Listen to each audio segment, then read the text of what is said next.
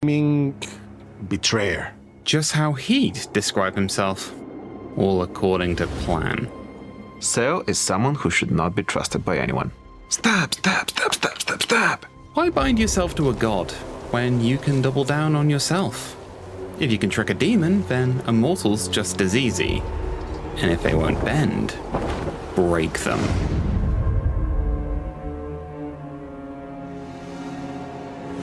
The lands and lords of Norsca are brutal and dangerous. But even further beyond the lands of wind and chill lies the Mountain's End, a chaotic place scarred by warring factions and the deceit of chaos sorcery. And one of these sorcerers, a schemer from the north, has made treachery his domain.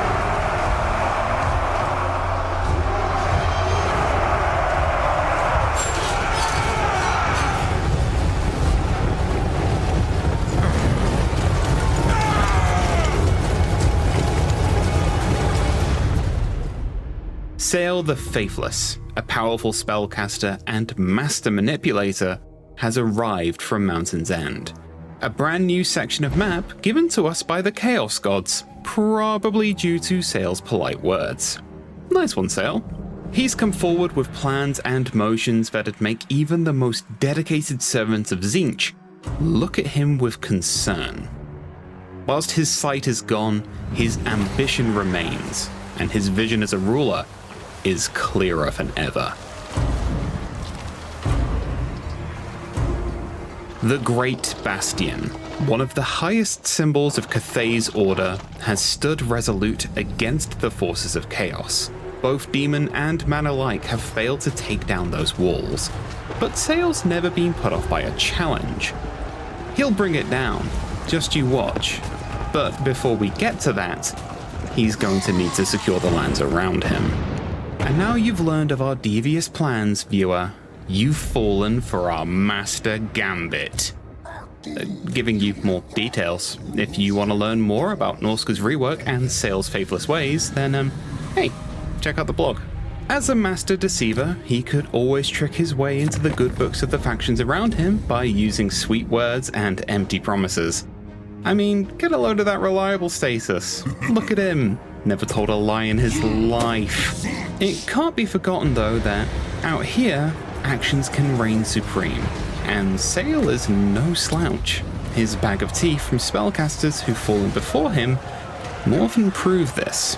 Playing as Sayl can be extremely interesting as he is a caster lord for Norsca. My favorite Sayl spell has got to be the Night Maul, as this nightmarish creature appearing on the battlefield and plowing to enemy lines can be quite a lot of fun, in a weird kind of way.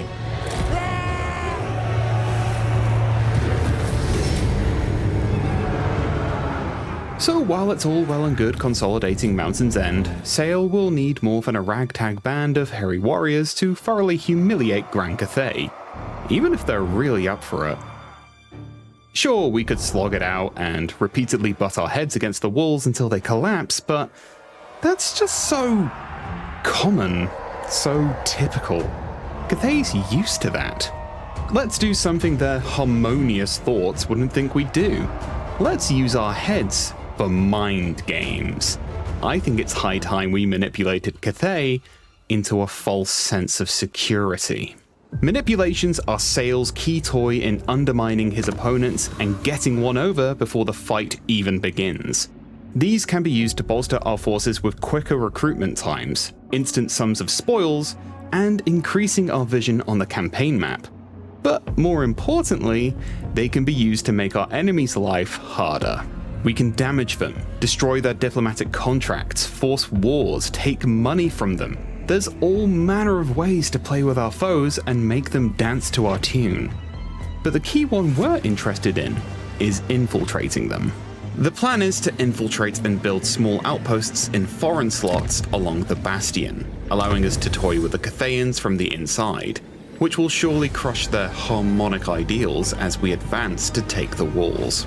We will, however, need to keep an eye on this, as the devotees of chaos will be watching. They're not a big fan of Sayl's "I do what I want" nature, and will strive to keep him in check as and when they need to. Now, if we want to unlock the greater manipulations available to us, we're going to need to build Chaos Altars. These buildings are pivotal to one of Sayl's victory conditions, the Dark Ritual. Sayl's ultimate purpose is to perform a grand ritual in his constant strive for power. He achieves that through the construction of Chaos Altars. This also brings the attention of the Empire, Lizardmen, and the High Elves, which try to prevent him of achieving his ultimate goal. With every altar constructed, Sayl gets one closer to completing the ritual, enabling him access to higher level manipulations. They can also improve campaign movement or gains achieved from looting. They can also allow recruitment of a limited number of Chaos Warriors and Chaos Spawns. You might have also seen that they grant spoils and be thinking to yourself, hey, hold on, that looks shiny and new, and we'll get there, don't you worry your little Norscan heart. So, we know what we need, but how are we going to do this? Well, Zitan's getting a little too close for comfort here, and buddy, I remember when I made the Drazov showcase. You took my chair when I needed it, and I haven't forgotten that. So Sayl's gonna take on Zitan's force, whilst we raise a new army to deal with what remains. Chaos Dwarfs aren't exactly the easiest of foes, which is why we need one of our best guys for the job. And who better than a great Shaman Sorcerer? Our Sorcerer is going to take the battle to the Granite Spikes and then go further beyond, to the Greenskin armies and all those past the spiky hills, building Chaos Altars in some locations, and sacking, pillaging, and razing everywhere else to help us build up our spoils, a new Norscan resource. I told you we'd come back to them. So, we're not interested really in building an economy, or building a brand new home on new shores all the time. Sometimes we just want to burn things and take stuff, and you know what? We do like shiny things. We can use spoils to expedite building trees, purchase certain research options, or if we feel like it, we can spend them to build new homes in regions that aren't Norscan. Spoils, however, do come with a risk. If we want to use those spoils, we need to make sure that the army that spawns when we sack settlements can actually make it back to one of our provinces. I mean, we'll also lose some marauders as well, which, oh no, what a shame. Let's be honest, it's all about the ill-gotten gains. Whilst that's going on, Sayl's plans are going to take him on a little journey.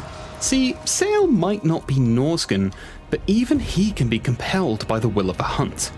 The Bloodshriek Chimera, the voice of the wastes, is in our midst, and to tame this monster wouldn't just make the Norscans realize who's top skin wolf around here, but it'd also be incredibly useful in our war on Cathay.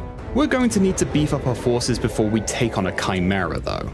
Ideally, we'll need some tough damage dealers, so we're going to build up our retinue of Marauder Bearmen, as well as building towards Famir forces. We'll be kept in check by our new hero unit, the Famir Noble.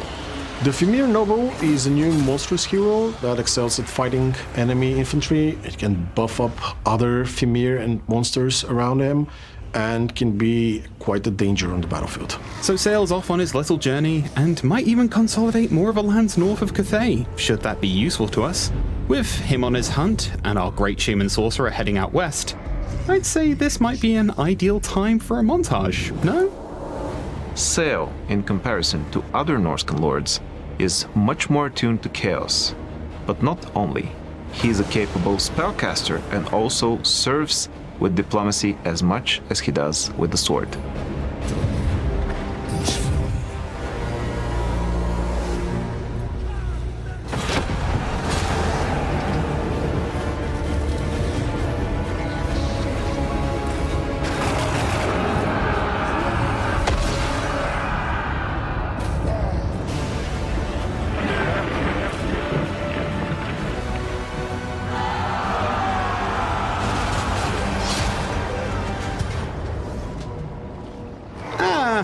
So, we might have got a little ambitious here. In our expansion into the west, we might have taken Grimgor's glory, and we're looking like a mighty fine replacement trophy. Our sorcerer's army is pretty tough, but the forces of chaos have their eyes on us, so manipulations would be risky. We've made friends with Tamarkan as well, but he's a little preoccupied right now, so we can't really rely on him. So we'll get our sorcerer to pull back to granite spikes and recoup before we try and stop Grimgor. And, good luck, buddy. I really have a feeling this won't go well. We need to do what we can to bolster our own forces in Sayl's army before we take the Chimera and be ready for whatever comes next. We're in a real hope for the best, realize we should plan for the worst because we've made enemies everywhere kind of deal. This isn't going according to plan.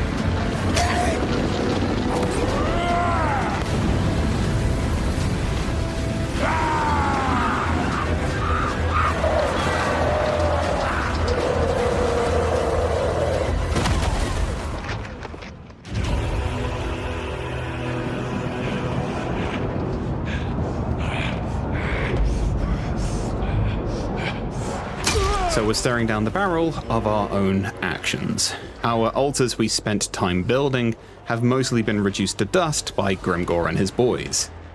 He's also proving to be quite the unstoppable force, but now we have a Chimera on our side, and other forces have come to join us. So we're just going to hit one final manipulation to give ourselves a greater demon. I mean, it's just one little greater manipulation, right? How bad can it be?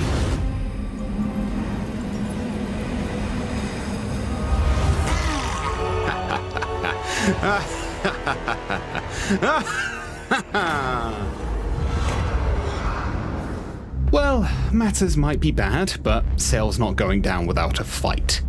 Grimgor might think he's the biggest dog in the yard, but let's show him what happens when you mess with the most treacherous sorcerer this side of the Bastion. Taking down Grimgor's army is a pretty tall order, but thankfully we've got a very tall fella. And also a very angry, hairy fella.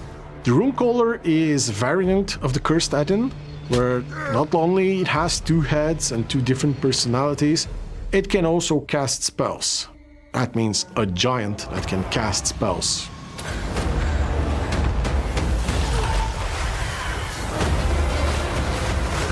Bjorkbearstruck is a formidable legendary hero who is the leader of the Bearmen and is one of the toughest when it comes to hand-to-hand combat. He can stay and keep those lines for a very long time while buffing up friendly marauders around him. That Doomdiver catapult that took out our Great Shaman Sorcerer is still here, but I don't think they were accounting for us having a Chimera, so let's turn up the heat a little bit. The Chimera is a single entity monster that is best utilized against enemy infantry. It has several different heads that can be quite dangerous, and you do not want to be standing in front of any one of them. Now that we've sown a little chaos in their artillery, let's keep up the dreadful portents for their missile line. The Dreadmaw is a new unique type of monster that doesn't really move around the battlefield in a normal way. It can burrow under the ground and then burst out in a targeted location, whether that be behind enemy lines or fortifications. It can spit out venom.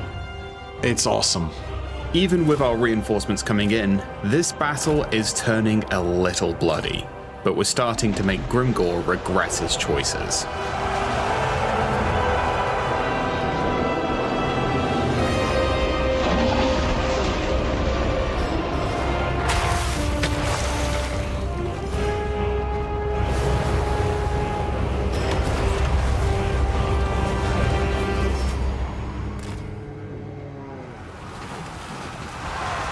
So Grimgor's living up to his name,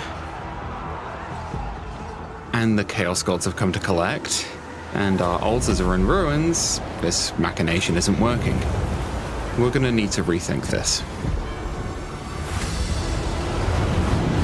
But if you think this means that Sayl's ways will change, then you couldn't be more mistaken.